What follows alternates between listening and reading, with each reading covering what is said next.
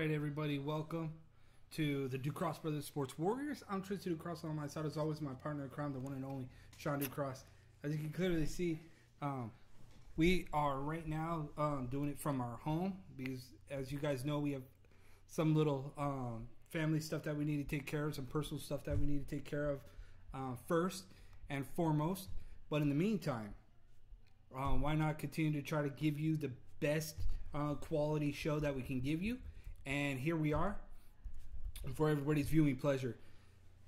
Sean, it's been kind of a slow week here in mixed martial arts or in combat sports in general, but make no mistake about it, there's still a lot of stuff to cover, still a lot of stuff to talk about, still opinions that need to be made and topics that need to be addressed. Absolutely, and when you're looking at one of the hot topics that everybody's been talking about going forward is the fact that you got to look at Tyron Woodley versus Usman. Yeah, I was so trying to make sure that I got that one right. But Usman is going to square off against Woodley for his welterweight title, if you could say. But Tyron Woodley, if he has it his way, it ain't happening. I guess we'll find out shortly.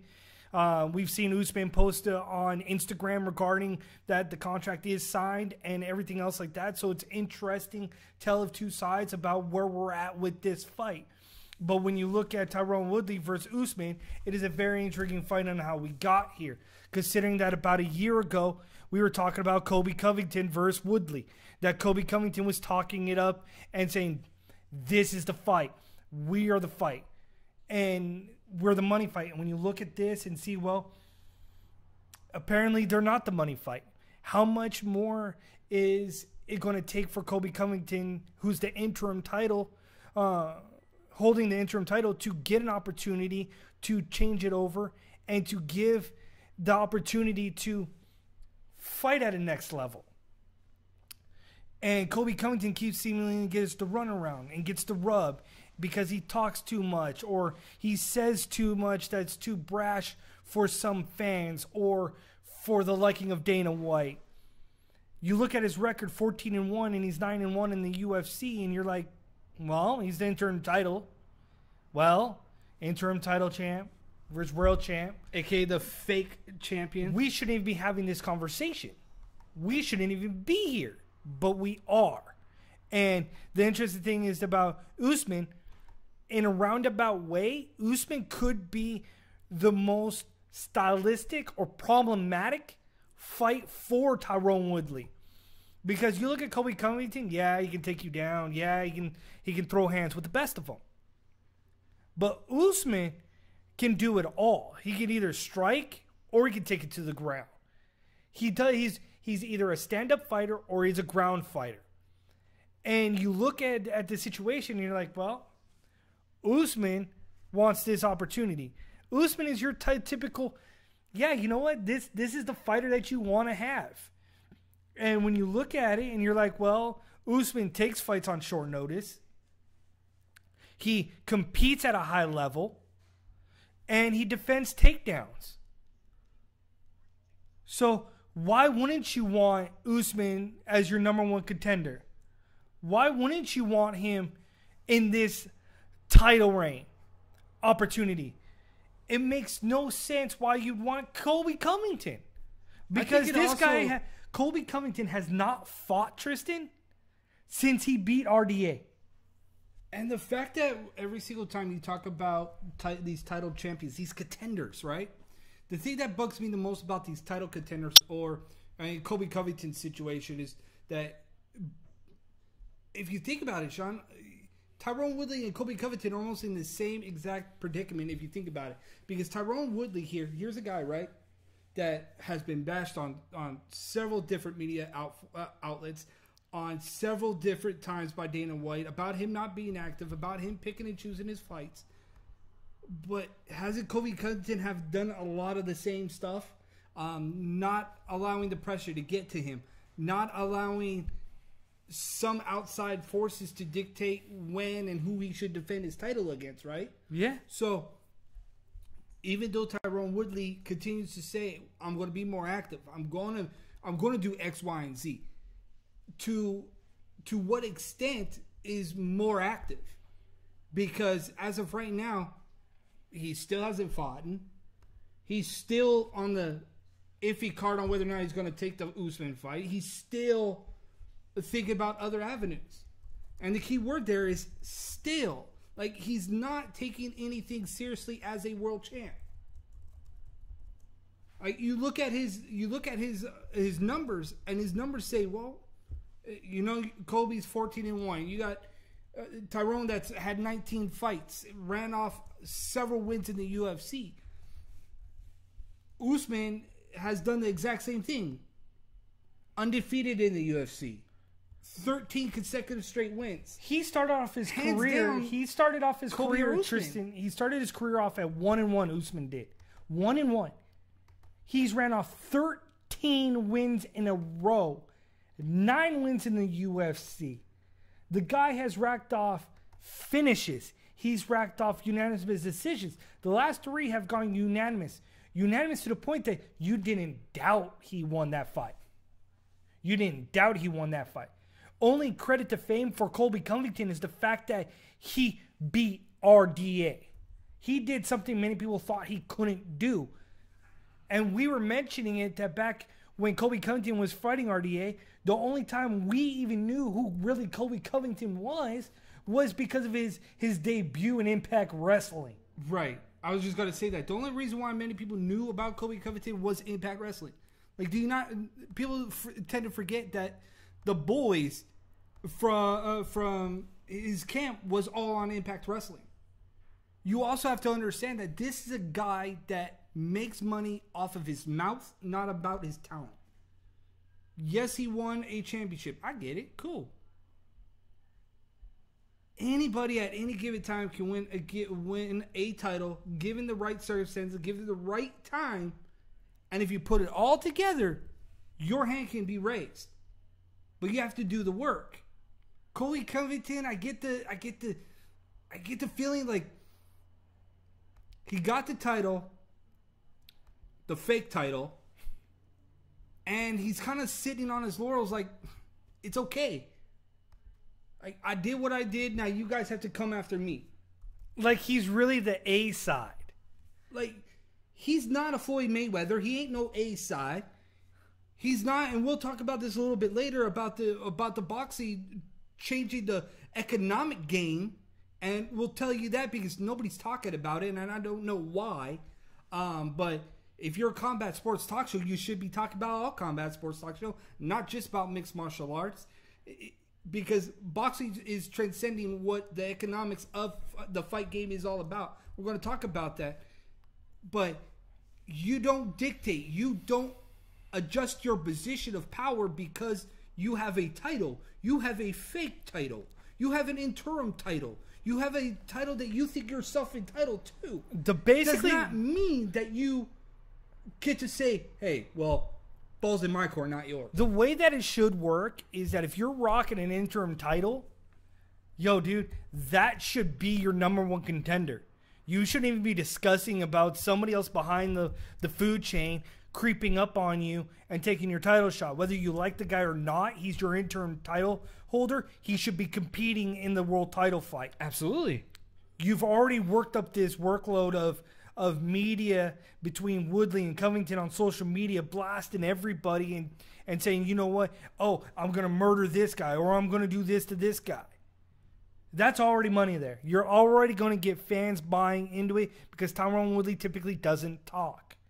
So when he talks, now you're like, yo, okay, I'm going to listen.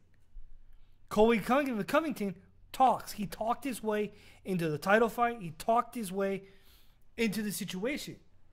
Usman just did the exact opposite. I'm going to roll out of bed and I'm going to fight.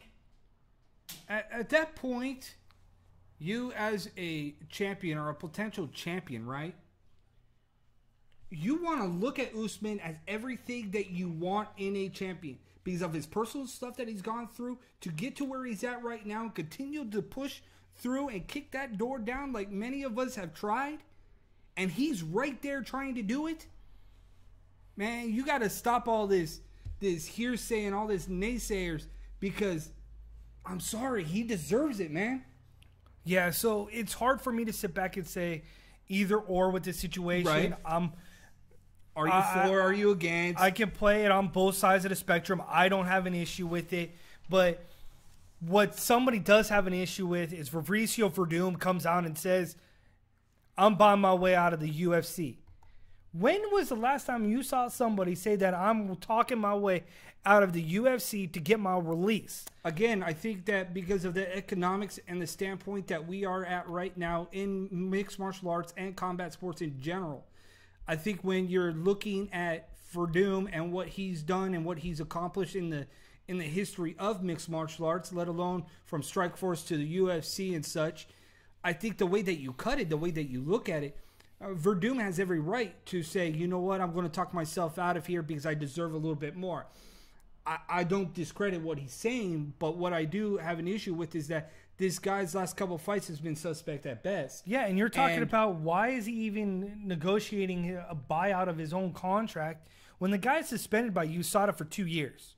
He tested positive for trenbolone, and which is, if you look it up, is single-handedly one of the greatest steroid that is out there on the market, that is found on the black market or in pharmaceutical drugs, especially found in a pharmaceutical drug called Parlabolon. Man, I hate these pharmaceutical names. They're so lame and so retarded on some levels. I wish we had a doctor that could come in and educate people on what this I could have my wife come down and say, hey, can you pronounce these for me? Probably pronounce it better than me. But so he got popped for a legit steroid, and he elected not to roll over on somebody named Vi Calvallo. And he sounds like a steroid name. Sounds like somebody would get popped for something like that. Like Condi? But he wouldn't roll over on him. And because he wouldn't roll over on him, he now is serving a 2-year suspension by USADA. And again, much like Frank Mir, what did Frank Mir do, dude? He got busted by a legit steroid. Spent 2 years on the outside and got picked up by Bellator. Same thing's going to happen here, bro, with Werdum. Same thing. They're not going to touch it. UFC's going in such a different direction. And you saw it with the recent non-negotiating with Jimmy Smith and his release. And what's interesting about that was the fact that he's not a UFC guy. Then why did you bring him in the first place? Right. But that's neither here nor here. I'll digress from that. But when you look at Werdum, I don't see the UFC saying, you know, that's the guy I need. I don't. No, but then again, with the 2-year suspension, see ya. We're going to ESPN. We're getting paid. But then again, I also don't see you don't have to talk your way yourself out of UFC. But I also don't see the UFC saying, "Hey, you know what? Let's go ahead and just send off Fabricio Werdum on his merry way." I do not see that happening. I do not see that in the UFC cards, especially that when you've got Fabricio Werdum throwing out the words that, "Oh, UFC, I'll sign on the dotted line saying I'll never fight in the United States again." What? You're 41 years old and you want to sell your soul to the devil? And say, you know what? I'll do whatever I can to get out of a contract. That's not right. You shouldn't even have to do this. But that's the point that I'm telling you, is that UFC is not going to let Fabricio Werdum go quietly. If you're at the point that you're having Fabricio Werdum offer up the fact that he will sign on the dotted line that he'll never fight in the United States, is ridiculous. Okay, but then again, when you say that to me, I immediately I think of ONE FC. ONE FC has a TV deal coming in, right? So if it's not Bellator, ONE FC will be knocking on that door, Sean. Just because of the name value alone, why wouldn't you take a stab at Werdum and bring him on board? Regardless of what his record has said recently. But if they want to come to the stateside at any point in time, he's not coming. He's not coming. No. But there's talks that he's going to Russia. He wants to fight in Russia. Go figure. I mean, no offense, but kind of the drug capital of the world kind of thing. Pop for the biggest steroids. Kind of makes sense. His agent, I would try to pronounce his name, but I'm not going to. But his agent says that he's hoping to have a fight lined up for Fabricio in Russia. I guess it kind of makes sense about how Mirko Cro Cop could keep fighting for so long overseas is because of the fact that there is a loophole with the USADA. USADA drug testing, again, there's so many loopholes. There's so many inconsistencies in USADA's drug testing and everything else. And that's a completely different topic for a different day. But my goodness, this goes all the way back to anti-doping when you've got Lance Armstrong, when you've got a lot of other stuff going on in sports in general that USADA has their hands in the cookie jar with. And at some point, you got to take a look back, and it seems like all these, and I know I'm going off, and I'm going on a little bit of a rant here. I'm detouring a little bit. Right? I'm detouring a little bit, but it seems as if when you're in this moment of competitiveness, whether it is drug testing or at an elite level of representatives, and you saw it with the California Athletic Commission, okay? You see with USADA. You get these high-power organizations out there that claim to have the best interest in fighters or whatever it may be, but yet you see consistent favoritisms towards certain athletes. And it's getting to the point that as a foundation, you've got to be better. And again, my rant continues because things start spinning. And when things start spinning, they start clicking. And when you start talking about looking at things a different perspective, okay? You look at clear mind. You look at WWE. You brought it up slightly. I slightly disagreed with it, so we're not even going to touch on that scenario.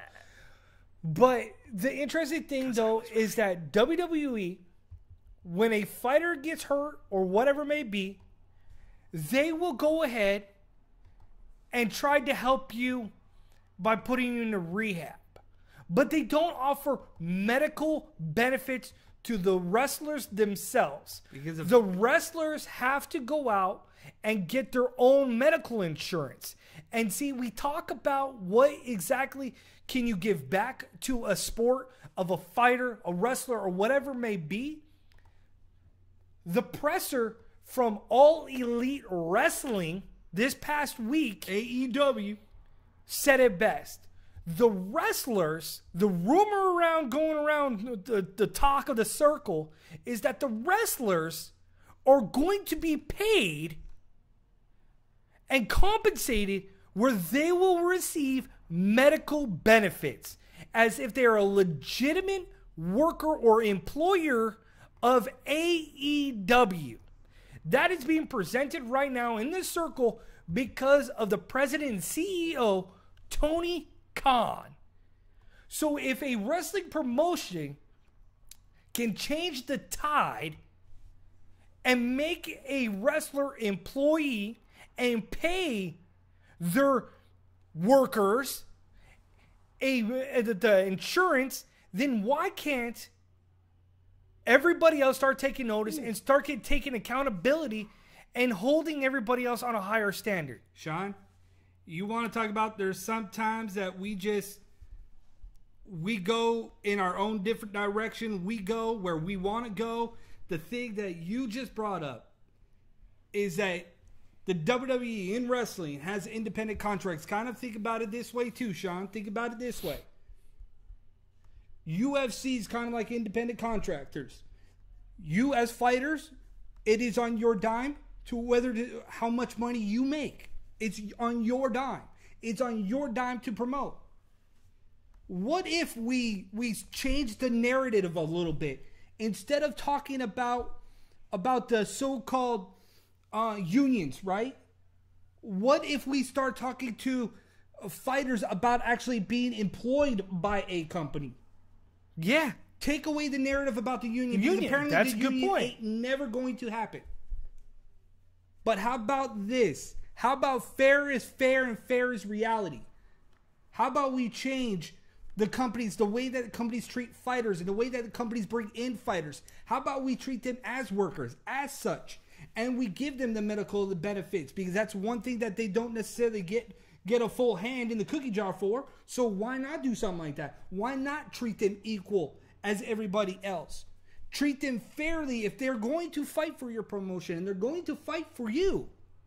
They made that choice.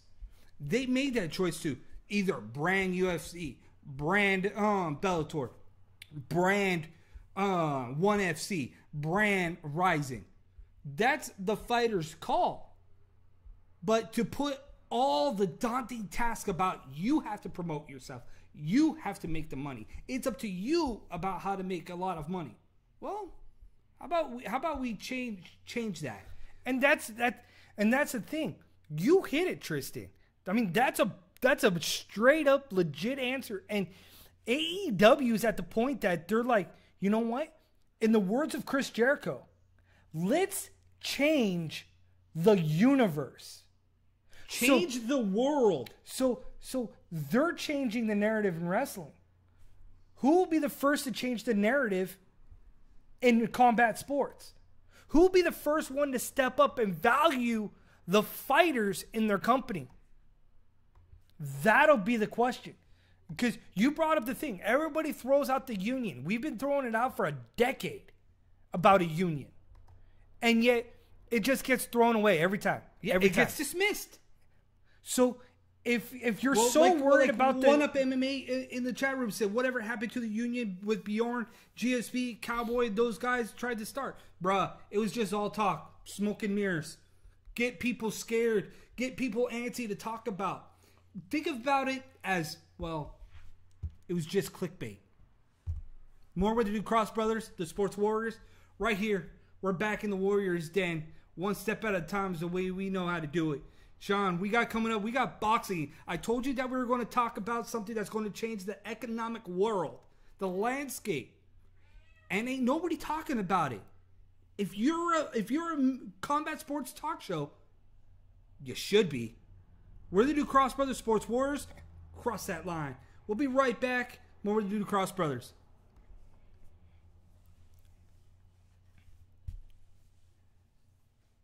All right, everybody. If you want your MMA bobblehead, there's only one place to get it. MMAbobblehead.com. Cowboy Cerrone, you should get it. $500 reward on that box, man. That box is incredible. Cowboy Cerrone, I think this is one of the best, but go to www.MMAbobblehead.com and get your newest bobblehead, Cowboy Donald Cerrone. If you're looking for a Facebook community to talk combat sports with, head over to fightbookmma.com or Fightbook fan page. Check them out. You don't want to miss out on some good combat sports talk. All right, back to it.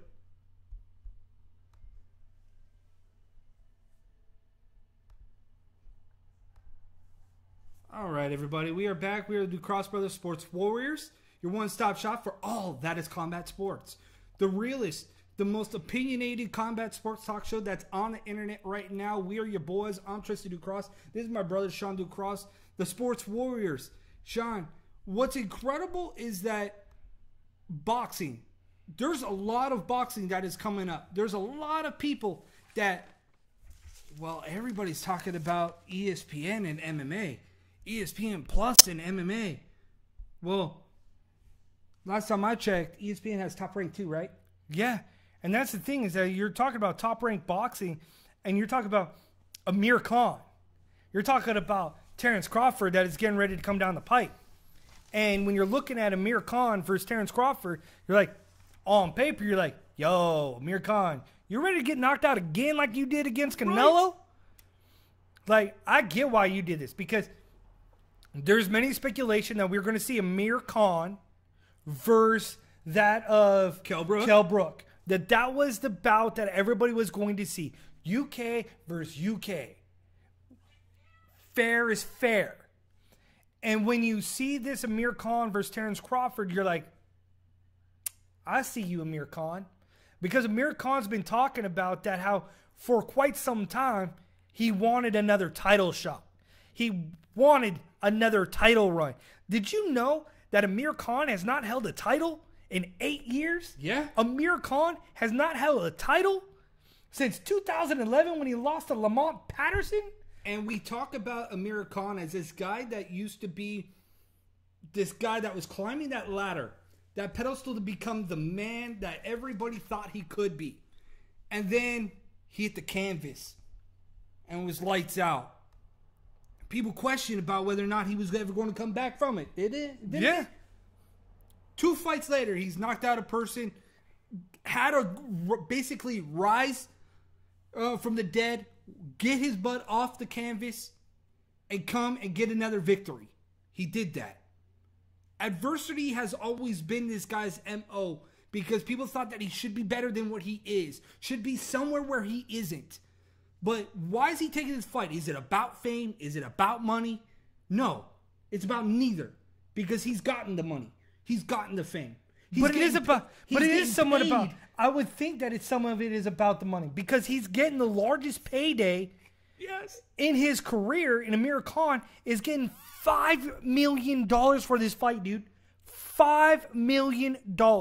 He took a more lucrative offer to face Terrence Crawford, who may knock him out within 5 rounds, to get an opportunity on not just the title, but to get the fattest paycheck of his career. Now, in this fight, whether it should or should not have happened, is a big payday. It's a big fight. Names are there. It's the first top-ranked ESPN pay-per-view. And did you all know that? And Terrence Crawford... Did the people know?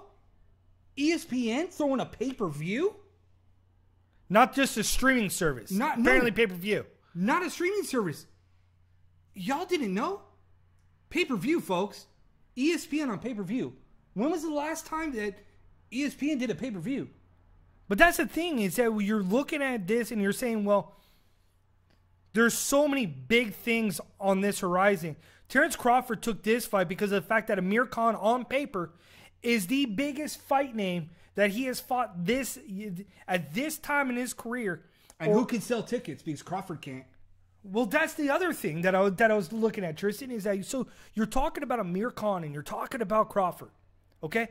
Yes, everybody loves Crawford. Crawford is one bad dude. Probably the pound-for-pound second best fighter. But one of the things is that I really never knew who Terrence Crawford was in the boxing circle up until the last 2 years. And then it's like, oh, okay, I'll pay attention. I know who this guy is. He's legit badass. We keep it completely transparent here. But however, when you look at Terrence Crawford and you look at Amir Khan, the problem both of these individuals have is, how are you supposed to sell an ESPN pay-per-view mixed with Top Rank when neither one of these two guys draw?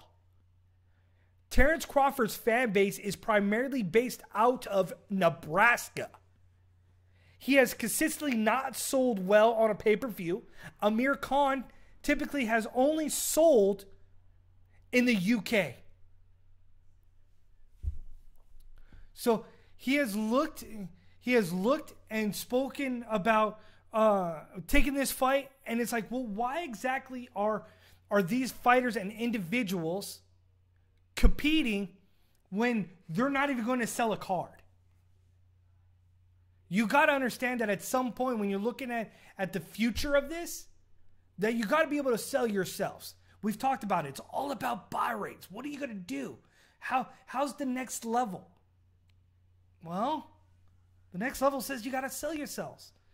So if you're Amir Khan and you're Terrence Crawford, how do you sell a fight that nobody has any interest in? How do you sell a fight to the fans to buy ESPN and Top Rank pay-per-view for a whopping, I think it's like $40-something? Well, I was thinking about that too, because there's also another pay-per-view that's out there recently, and it's Manny Pacquiao versus Adrian Bronner. That pay-per-view is $75. I read that. On the same night as ESPN Plus Dillashaw fight. What are we doing, guys? What are we doing? As combat sports fans, as fans of the sport, what are we doing? How is are we seriously paying for fights for price points like that because they say that, well, it doesn't matter, they're still going to buy it? $74. I don't want to say boycott, $74.99 on Showtime pay-per-view. You're telling me that the reason why this pay-per-view is $74.99 is because Pacquiao versus Bronner? Ain't nobody gonna pay $74 million to see Pacquiao versus Bronner. No. You're paying the reason why, let's be real. The reason why this pay-per-view is $74.99, Tristan, is because it's on Showtime. And Showtime is a dying boxing network. HBO boxing's gone. It's slowly diminishing on the market, so there's not much left to gain ground on. But if you talk to Premier Boxing, who just upgraded their deal with Showtime Boxing, it ain't dying. They upgraded their Premier Boxing, extended their contract with Showtime, as well as signing an agreement with Fox Sports for $300 million. That was interesting. What? That was interesting because last night I was able to watch Inside PBC Boxing, Which was which had Sean Porter as one of the co-hosts, I guess you could say, with Adner Mares. I don't know a lot about Adner Mares until I started doing a little bit of homework on Adner Mares. Adner Mares, the way that he conducted himself in front of the camera with Sean Porter and the other co-host, I forgot what her name was. It was a different dynamic to see him all suited up and get to know a little bit more. Mic. So good on the mic. Absolutely. And to get to know a little bit more about Adner Mares. And he said, you know what? Well, they asked him, well, why did you take the Gervonta Davis fight? And he's People like, think that he's too small. And he said, well, because his nickname's the Tank. He hits like a tank. That's what they all say. And I've been around the block. I have stuff that he hasn't seen yet. So on paper, the more technical fighter is that of Adner Mares. Did you see the YouTube video of Gervonta Tank running up a hill? Dude, he's a beast. Dude looked like he ran like a 4-1. I was like, either that video is on a GoPro and it's sped up, or like I need that track speed in my life, right? Because he ain't just has fast hands. Dude, legit looked like he was running like a 4-1. I was like, he embodied Deion Sanders. He was gone up that hill. He was gone like the wind. Yes, but you look at the thing, and that was a unique thing about Inside PBC on boxing on Fox Sports was the fact that they went outside of the comfort zone. They wanted to relay a message to the boxing fans about why exactly you needed to tune in for Gervonta Davis versus Adner Mares. Adner Mares is 31-3. The guy has the experience to all end. When you look at him, he's an ex-Olympian, he's an ex-bantamweight champion, an ex-super bantamweight champion, an ex-featherweight champion. Now he's moving up in weight to go after the super featherweight champion, that of Gervonta Davis. And outside of Gervonta Davis' drug issues, stuff that has happened before, I look at this fight and I'm thinking, like, on paper, now this is a fight that I would tune in to watch because the landscape has changed a little bit for the featherweights, and for the featherweight title to be on the line and to continue to push forward. Oh man, people are looking at Adner Mares as if he's too small to take on Tank, and I think that is the consensus, is that he's too small. But man, if you get in there and you can get in that pocket and you can start trading with baby Tank, man, this could be one of the most exciting fights for a featherweight division. All he has to do, Tristan, is stay on the outside of Tank. Tank has 19. I think we're going to get a war. He has 19 knockouts. Yeah. And he loves to get inside and use his raw power. So if any indication, you've got to take a step back. And the interesting thing is that I think this fight is going to be that of Abner taking a step back in this fight against Gervonta Davis because of the fact that the coach of Adner Mares is none other than Robert Garcia. And if you don't know who Robert Garcia is, he is Mikey Garcia's brother. So Mikey Garcia, stylistically, is a great counterpuncher. He is a guy that uses his length and his hands to keep fighters at bay. He does have some power behind it. So you'll look at Abner, you'll look at the build. Almost for a second when I saw him, I was like, ooh, that's Mikey Garcia. Then I was like, ooh, that's Adner Mares.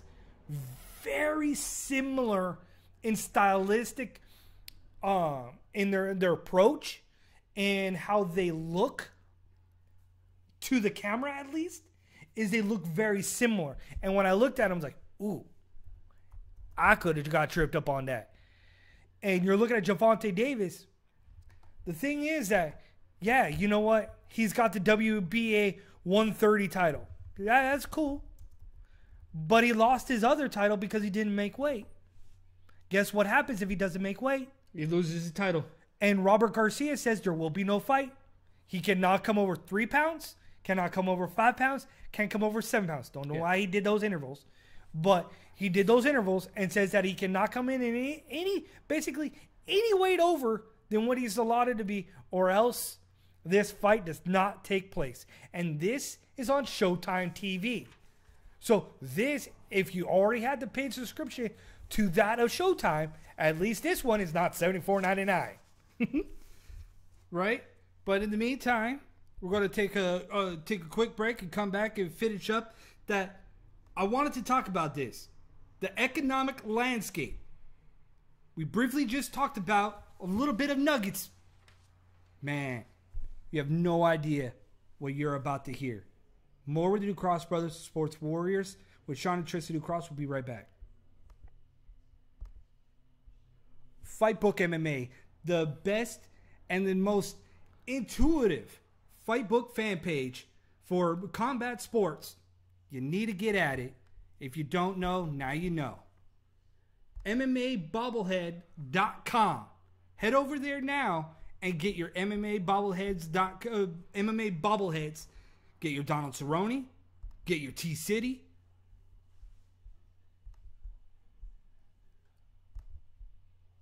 All right, everybody. We are the New Cross Brothers Sports Warriors. I'm Tristan Cross. Along my side, as always, is my brother, Sean New Cross.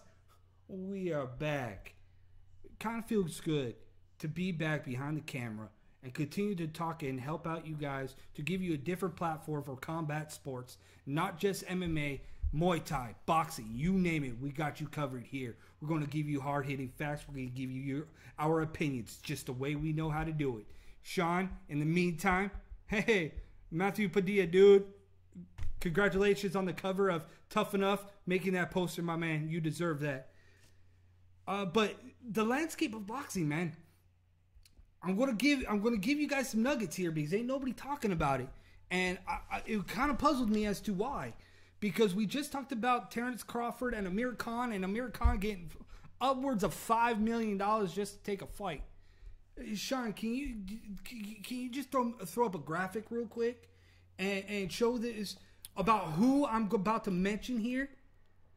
This guy, I jokingly said to my brother that I was like, dude, you have no idea who this guy is.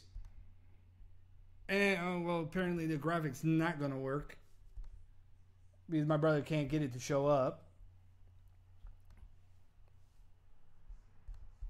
I guess we'll do that for right now.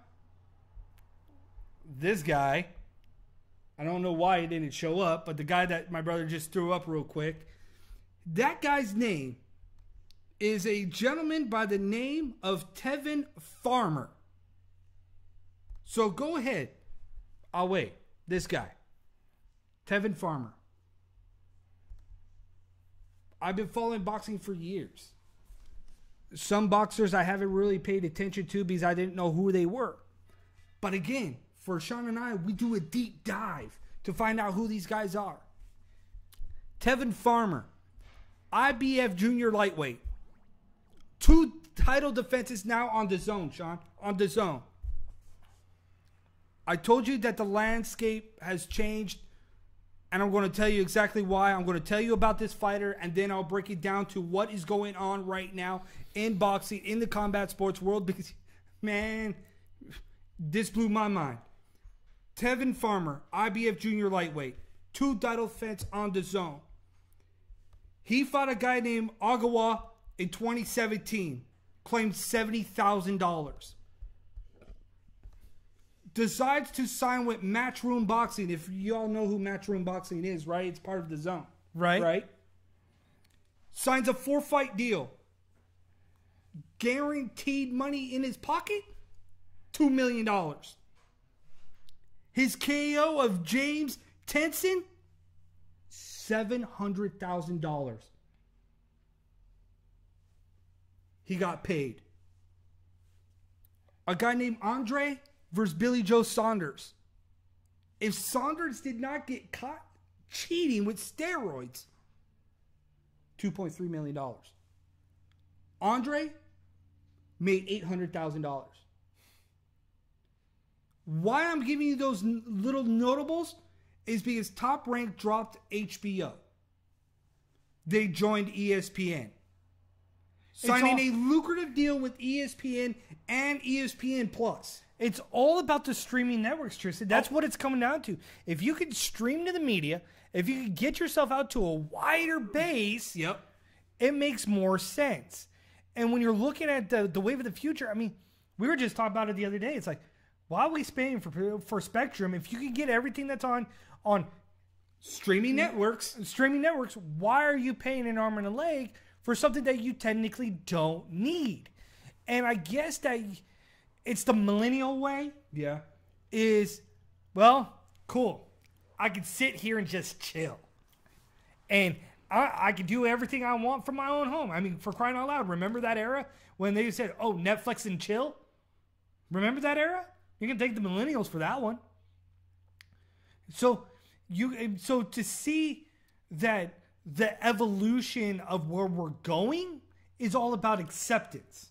Once you accept the fact that that's where we're going, that's where the money's going to be popping up from. And you're seeing it with the Zone, with the purchase of that of Golden Boy Promotions and that of Canelo. Our boy in the chat room, Matthew Batia, says ESPN essentially took boxing and MMA. I think that they had to do something because ESPN was no longer the go-to network. It was no longer the money grab that everybody thought ESPN was. Dude, we worked for ESPN for a couple of months. It was not what... If anybody knew what we went through when we were on ESPN radio, you would understand. But what ESPN and where ESPN's going, they had to do something. They were losing their audience. They were losing money. They were losing the idea of what ESPN meant. They were losing it all. So they had to change they almost had to pivot. And when I mean they had to pivot was because when you are losing everything, and I mean everything. I mean, look how many times they had to pivot. They had to alter SportsCenter. They had to change what SportsCenter was to what Scott Van Pelt is doing with his rendition of SportsCenter. SportsCenter isn't what it once was. And it's, look, Errol Hawani and the bad guy, Chael Sonnen, is supposed to have their own show. Instead, that show should be on network TV, on ESPN. You should be able to see that. But you've got three other shows that pop up every now and again that is outside of First Take that you're like, really? These shows are really better than Errol Hawani and Chael Sonnen? Like, I'd rather watch those guys on network TV. If you're promoting boxing or ESPN, why don't you have related talk shows dedicated as such? Right. And you say, well, ESPN essentially took over MMA and boxing. They essentially got wind that the Zone was coming, is my thought. Oh, absolutely. Because the Zone on their streaming network immediately got MMA. They immediately got boxing. And they went after and got the biggest boxer in Canelo. So what did ESPN have to do? They had to think of an adjustment. They had to make a pivot. They go after MMA. They go after UFC, the billion-dollar corporation from Fox. Why? It's not like Fox couldn't pay them. But wait, Fox pivoted towards wrestling for entertainment value. So on prime time. On prime time, right? On Friday nights. You kidding me? So you look, again, when you're looking at ratings, SmackDown Live is the #1 rated entertainment sports talk show that is slowly climbing up to where Monday Night Raw is as their ratings continue to decline. Why? Because it's kind of like a reality situation with SmackDown. It's a little bit more real, a little bit more honest.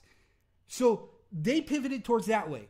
ESPN has to pivot towards the other way because they're looking at losing subscribers. They're looking at losing money. They're looking at losing every avenue. Sean just talked about, Matthew Padilla says, well, was boxing even worth the investment? Absolutely. Why? Because check this out. The Zone launches streaming services, houses Matchroom Boxing, Golden Boy Promotions. Premier Boxing announced that they extended an agreement with Showtime for their boxing. They signed a deal with Fox Sports. So Fox Sports did not lose Combat Sports. They brought over PBC. PBC on that network will now house not only their own behind-the-scenes documentaries, they will not only house their own programs, which Sean just briefly mentioned with Sean Porter, but the fact is that they have signed on for a $300 million a year guarantee with Fox Sports. What? For 100 events. Money's there. And that's the thing.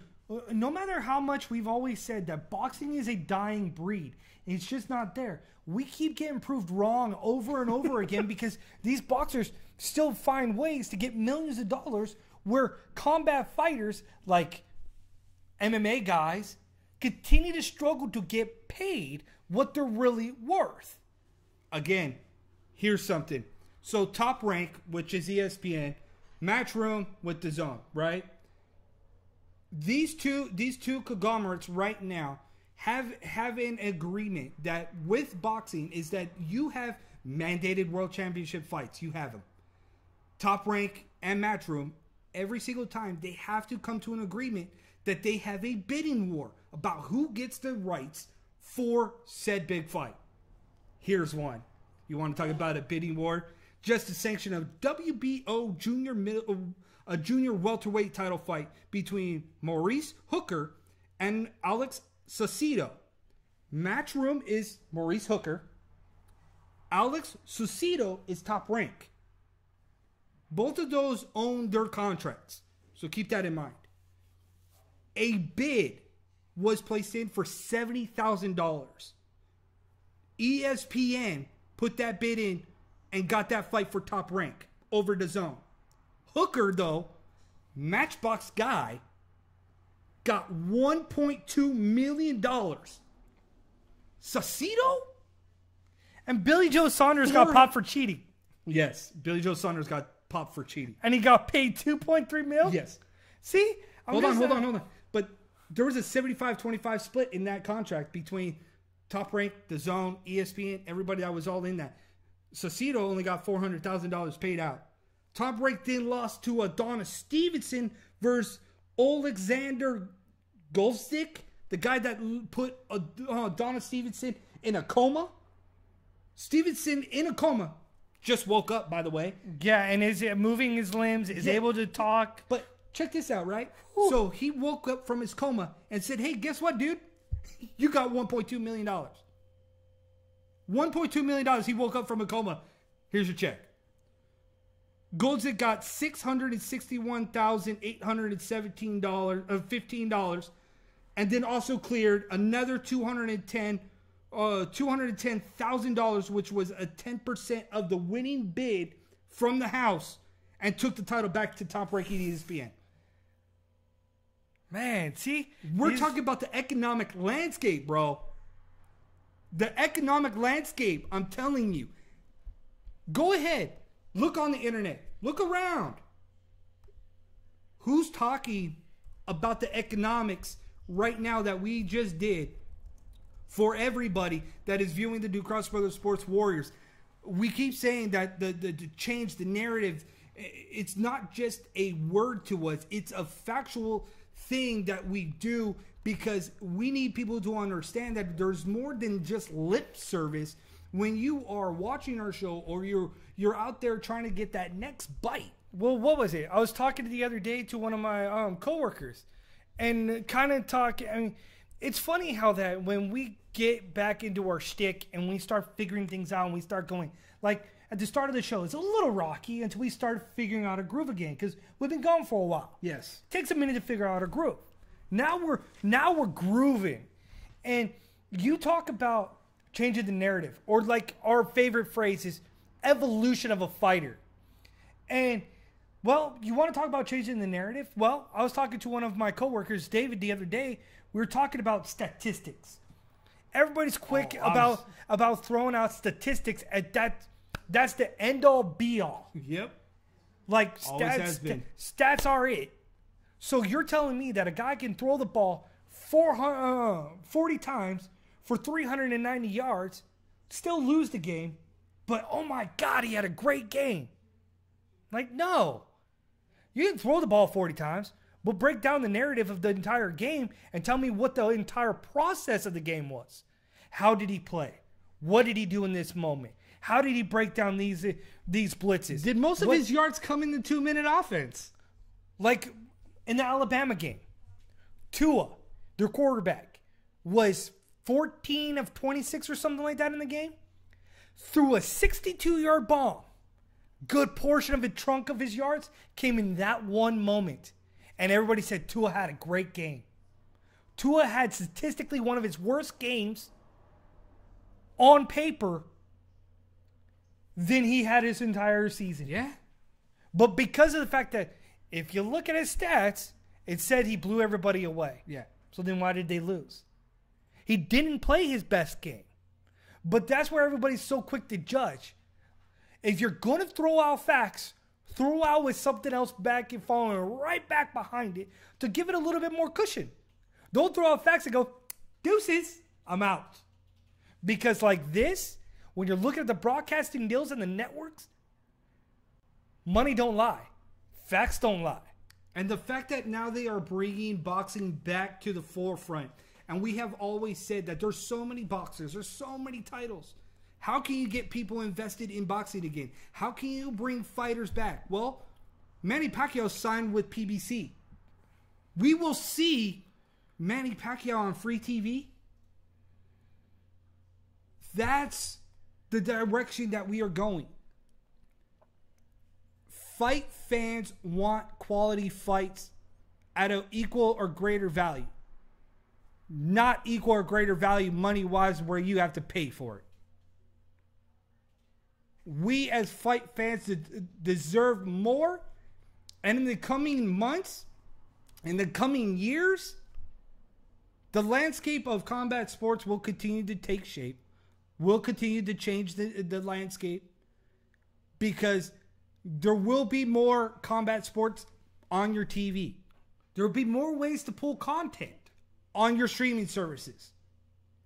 There will be more content. It's whether or not you actually start changing your own mindset and accept it and embrace it. And embrace that there's new alternatives. It doesn't matter what field you're in. There's always an alternative. You just got to be open-minded to the change and the acceptance that it's coming. Wrestling, unfortunately, it might not be the old school territory system, but it's coming. Change is coming. You have alternatives. It's not just about WWE. It's MLW. It's AEW. It's Impact Wrestling. It's all those that you have an alternative to adjust to. It's like combat sports talk shows. You all have an alternative to either watch us or don't watch us. You have that. Come combat sports. Come to fight game. Boxing. Now you have an alternative. UFC. Not the only game on the planet now. Bellator will be on TV. Bellator's on TV. ONE FC's going to be on TNT. TV. So, again, alternative. You have it. Do you accept it? Embrace it. That's the combat sports world that we live in, folks. That's the way we have to continue to look at it. And that's the only way we're going to grow. As combat sports, that's the only way, bro. That's the only way we're going to see things start to change and take kind of its direction that it rightfully needs. Yeah. So it's going to be an interesting year, that's for sure, in 2019. It's only the beginning. Yeah. Is to see what changes are coming down the pipe in every avenue of combat sports or entertainment value for that matter, and streaming services. Things are happening almost daily. Changes are happening almost daily. It's interesting. And it's only going to get better. Only going to get better from here. But, bro, we are the Ducross Brothers Sports Warriors. I'm Tristan Ducross. On my side, it's always my brother, Sean Ducross. We are the Sports Warriors. You can check us out here Wednesday at 1 p.m. Pacific Standard Time. We're going to see if we can keep this going. In the meantime, like our fan page, the Ducross Bros. Share us. Share us. Thumbs up, dislike, angry face emoji, whatever the emojis are on here. We're still getting used to all this emoji stuff. But social media, the Ducross Bros. We're there everywhere. Until next time, we're out.